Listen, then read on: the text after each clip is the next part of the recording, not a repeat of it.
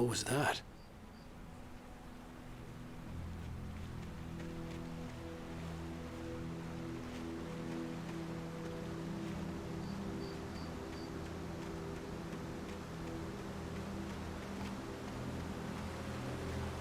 When I saw the river below, something uncoiled itself inside my head. I realized that I'd have to find a way across. I didn't even want to look at the water.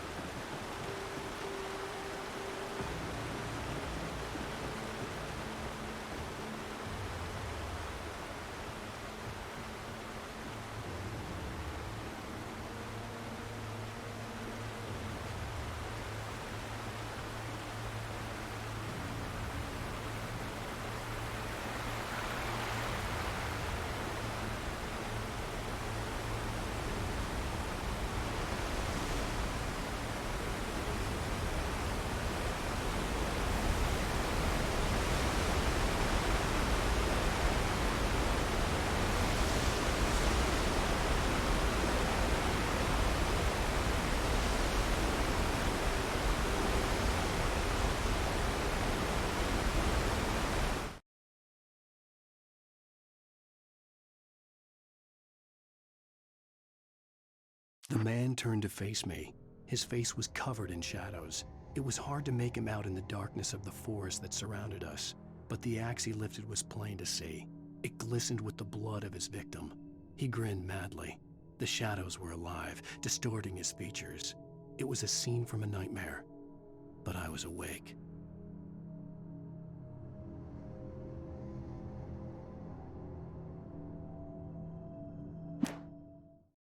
The Taken stood before me. It was impossible to focus on it, as if it stood in a blind spot caused by a brain tumor and eye disease. It was bleeding shadows like ink underwater, like a cloud of blood from a shark bite.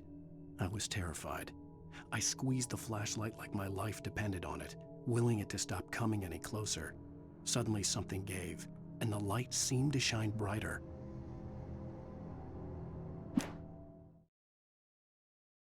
Barry Wheeler was bouncing off the walls. He jumped on a plane after his calls were ignored by both Al and Alice for several days. It could mean that they were both on a second honeymoon, but Barry didn't buy it. Al had been way too unstable for that, not sleeping, messed up. Barry had years of experience dealing with Alan Wake, and he couldn't ignore it. Something was wrong.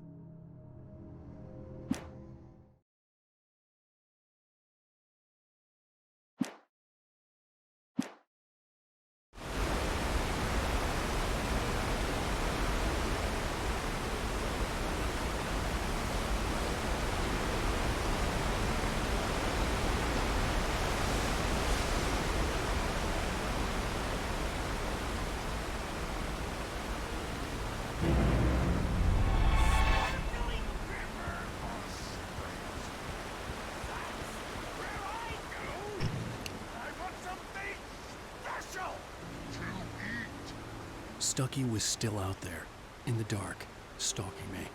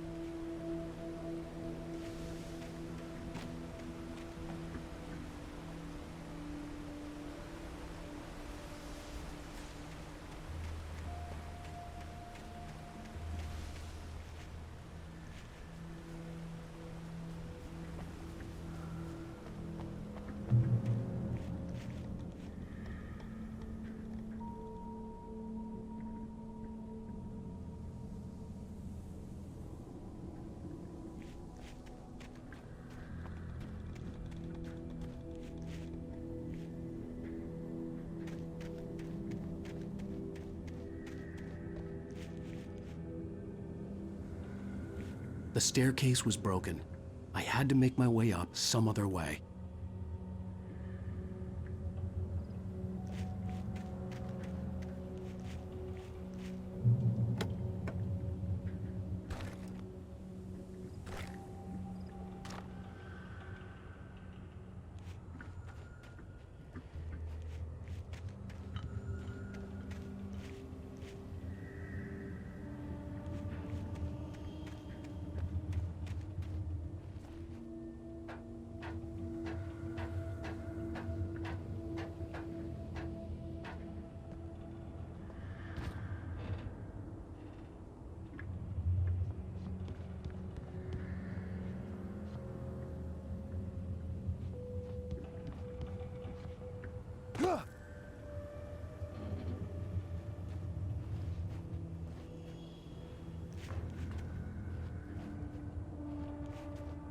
With all this forestry equipment around, there had to be something I could use to reach the top.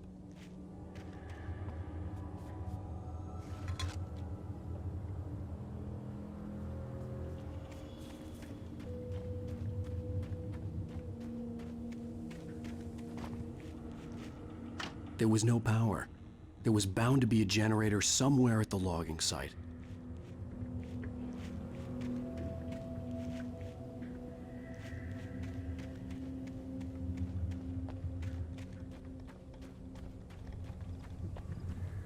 I couldn't stay here. There had to be a way to get up there.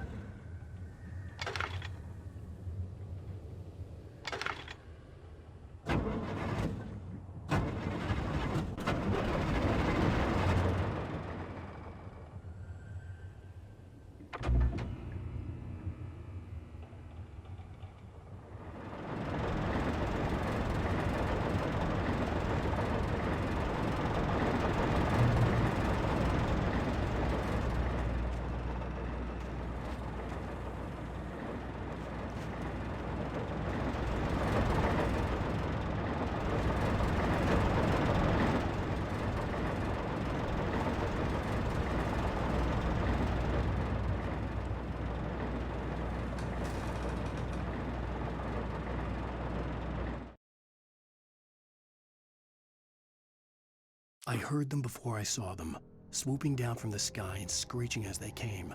I spun around just as the cloud was upon me. For an instant, I stared into 100 dead eyes, black pearls glittering in the darkness. I raised the flashlight and the swarm exploded like fireworks. Feathers burned, turned into ash. I couldn't hear my scream above theirs.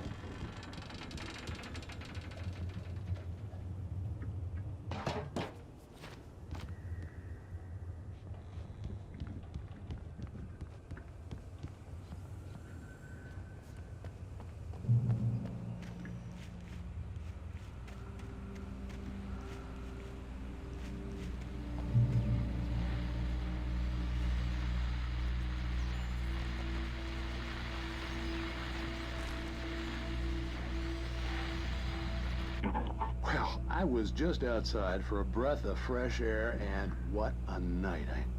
I know most of you are probably in your beds by now, but if you're still up and around, take a moment. Step outside for a spell and breathe in deep. The weather is absolutely still. The sky is crystal clear. It's like the forest is quietly breathing along with you. As you listeners know, I'm a night owl, and it's on nights like this I wish I wasn't cooped up in the studio. Makes an old man like me wish I could just roam wild. But here I am, and who'd keep you company all night long if I weren't? It looks like I'm not the only one staying up late. Caller, you're on the air. Hey, Pat, it's Maurice Horton. Hello, Maurice. What are you up to?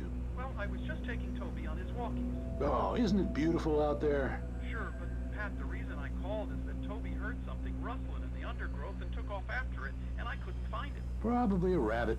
Sure. Toby loves rabbits. Well, sure. Anyway, I figured that, if anyone runs into Toby, they could grab him. My number's on his collar. And Toby's a friendly dog? Toby loves people. Usually he comes back, but we were pretty far from home, and it sounds like he went pretty wild there. Great dog, but he's just too dumb for his own good. Well, Maurice, it's out there now. Hope Toby comes home soon. Yeah, thanks, Pat. You have a good night now.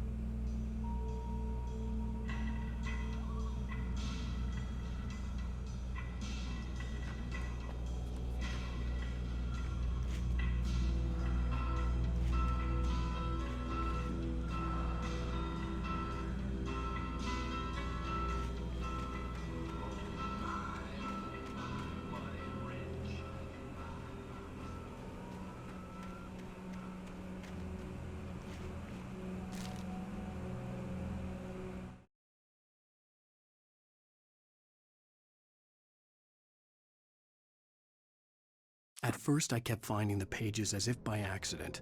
The book I couldn't remember was either a terrible and true prophecy or an act of creation that had rewritten the world. I began to hunt the pages feverishly, for they held the answer to the mystery. With it, I could save myself. With it, I could save Alice.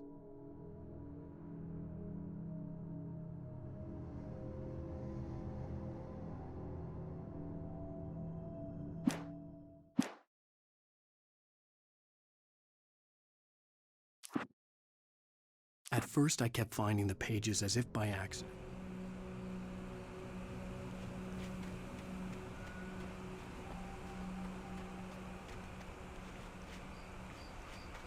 The gas station was closer now, its light welcoming in the darkness.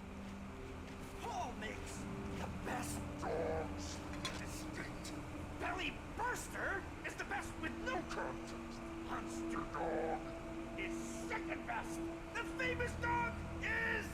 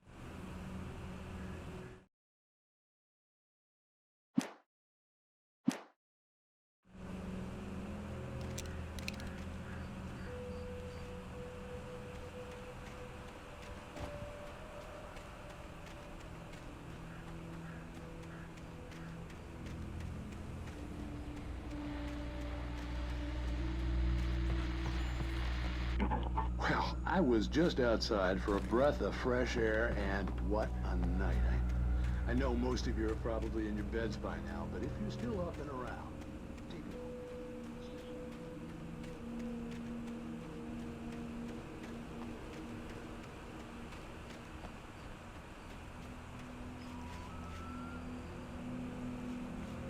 The gas station was closer now, its light welcoming in the darkness. Paul makes the best dogs in the state. Belly Burster is the best with no contest. Monster Dog is second best. The famous dog is...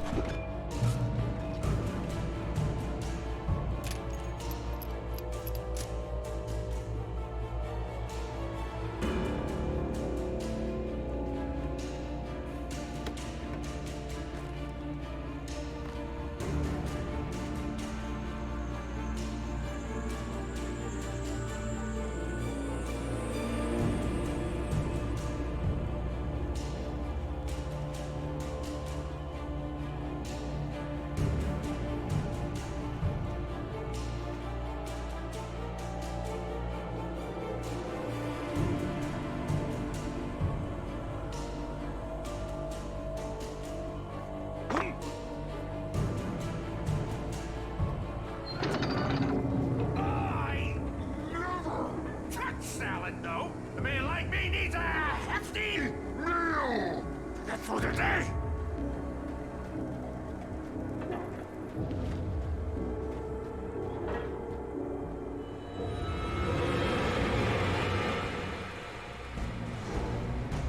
We enjoy the magnificent.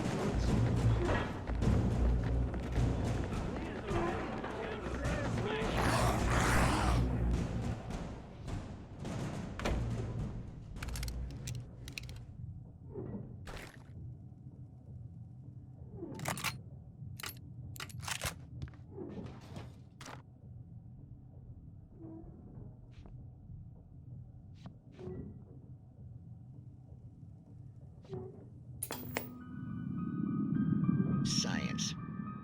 It bestows immortality on those who advance it to elevate all of mankind.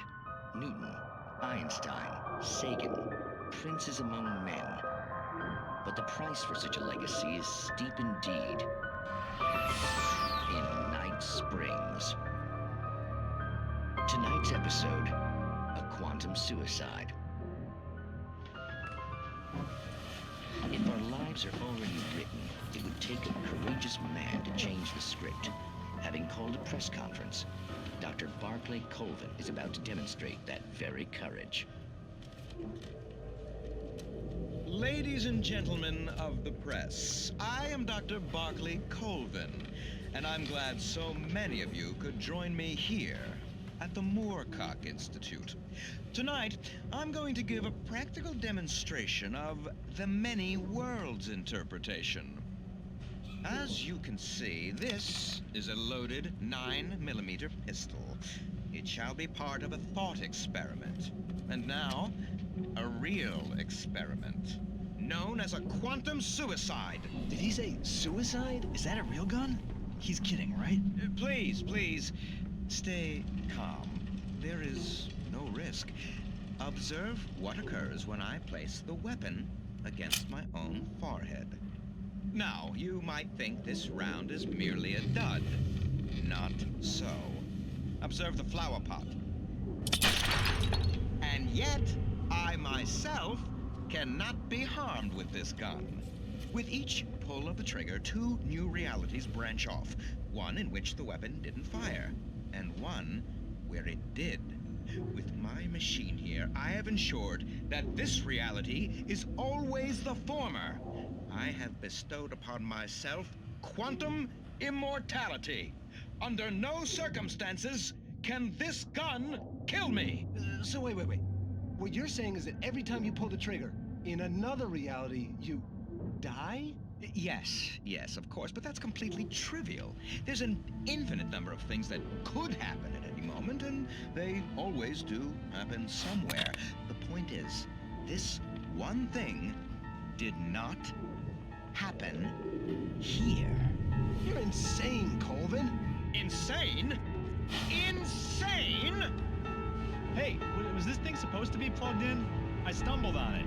You fools! Gaze upon quantum immortality.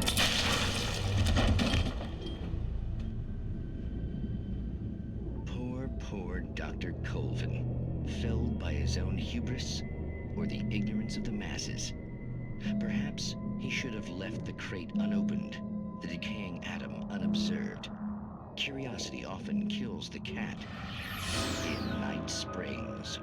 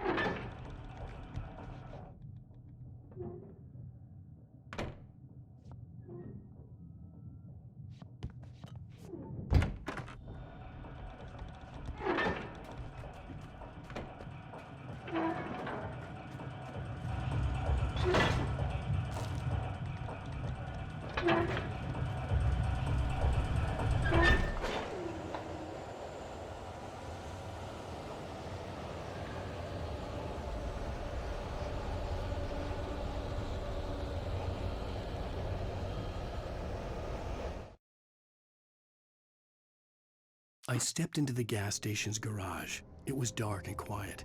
The place was a mess. It looked like someone trashed the place or that there'd been some kind of fight. Light spilled into the room through an open door at the back, and I made my way toward it. Without any warning, I was blinded by a bright light. An old portable TV on the shelf had come alive by itself. Impossibly, I could see myself on the screen, talking like a madman.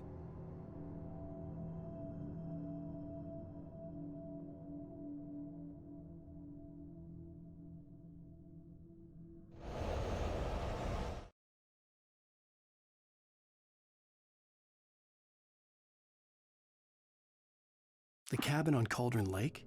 she asked. The sheriff looked at me suspiciously. The early morning light flooded through the office windows. I would probably never have gotten out of the woods alive without her help, but I couldn't tell her the truth of what I'd faced the previous night. She'd think I was lying or crazy. She'd lock me up, and she wouldn't help me find Alice.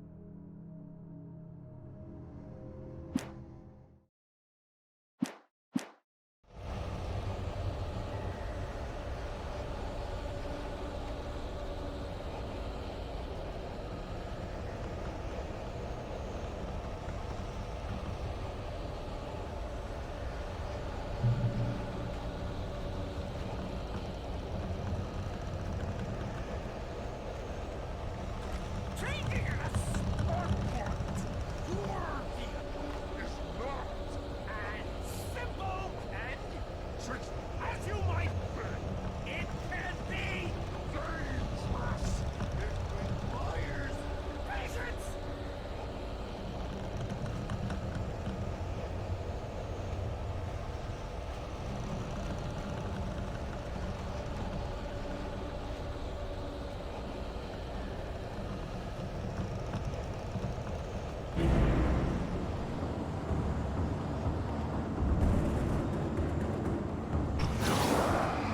Moving with the engine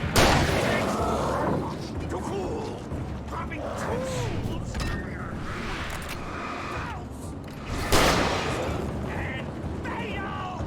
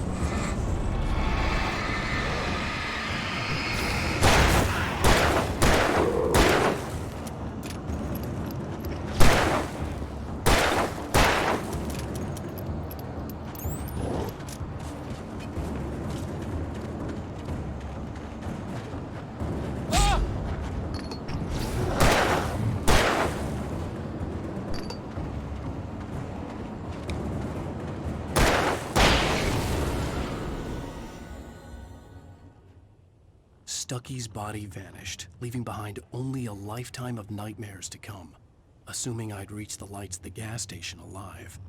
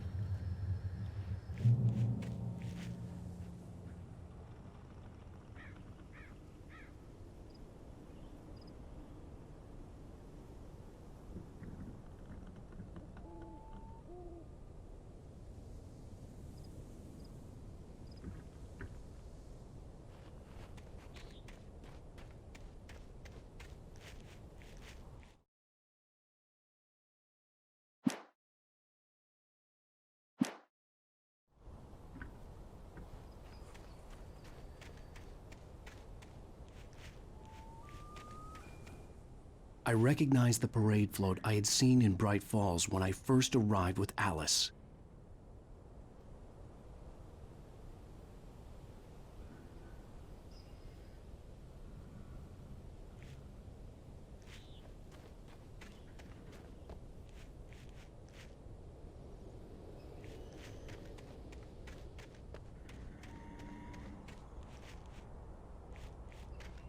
After the insanity I had just experienced in the darkness, the lights of the gas station felt comforting. At least for a moment, the sane world reasserted itself.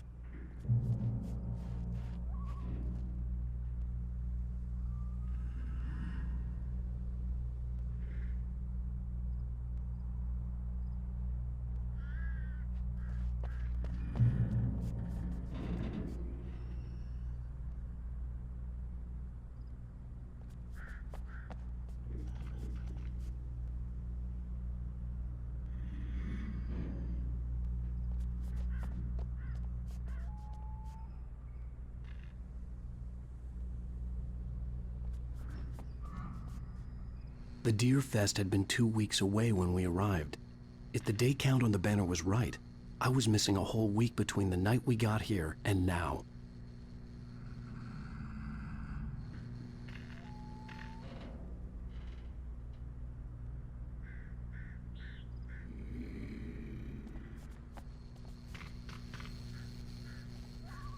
The garage was a mess.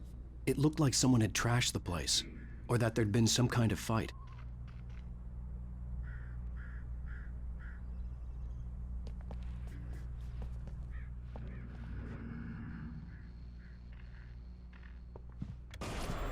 All right. I'll keep writing. Outside, there's only darkness. Outside the cabin, outside the story, there's only darkness. I can feel her presence in the dark. Just now, I could smell her perfume in the room. I'll reach her, I'll fix it up. I'll bring her back. The story will come true. If I stop, she's lost. I don't believe this. It'd been me on the TV, talking crazy. Was I losing my mind?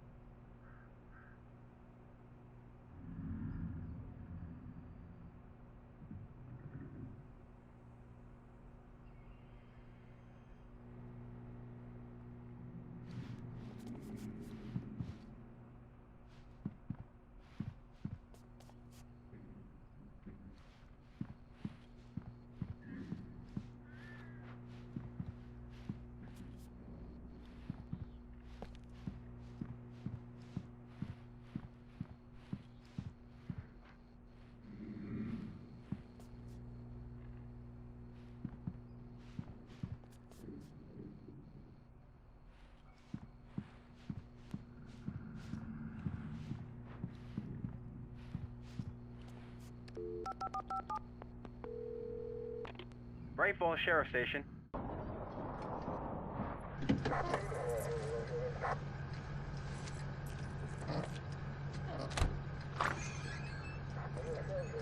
Oh, thank God, Sheriff. Sheriff Sarah Breaker. You are... I'm Alan Wake, but listen, I was in a car crash. My wife, Alice, she's missing. Calm down, Mr. Wake. We were staying in a cabin on the island, on Cauldron Lake. There's no island on Cauldron Lake, not since the big eruption in the 70s. Please, I can take you there, okay? You look like you've taken a pretty bad knock to the head. Are you okay? Listen. We'll figure this out. Please get in the car. We'll swing by the lake and then we'll go to the station, okay? Mr. Wake, have you seen Stucky, the guy who owns this place? I realized I couldn't tell her what had happened in the forest. She wouldn't have believed me. And then she wouldn't have helped me with Alice.